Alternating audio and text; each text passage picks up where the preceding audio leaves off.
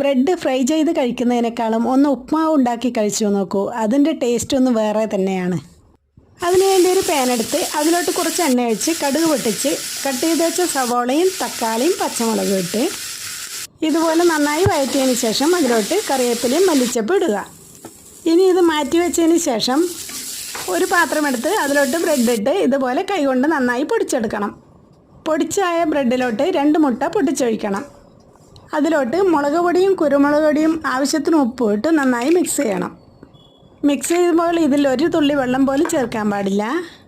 മുട്ടയുടെ വെള്ളത്തോട് തന്നെ ഇത് നന്നായി മിക്സ് ചെയ്ത് കിട്ടണം. ഇനി മിക്സ് ചെയ്ത് വെച്ച ബ്രെഡ് നേരത്തെ വഴറ്റി വെച്ചതിലോട്ട് ഇട്ട് കൊടുക്കാവുന്നതാണ്. ബ്രെഡ് ഇതിലോട്ട് ഇട്ടതിന് ശേഷം നിർത്താതെ ഇളക്കിക്കൊണ്ടിരിക്കണം.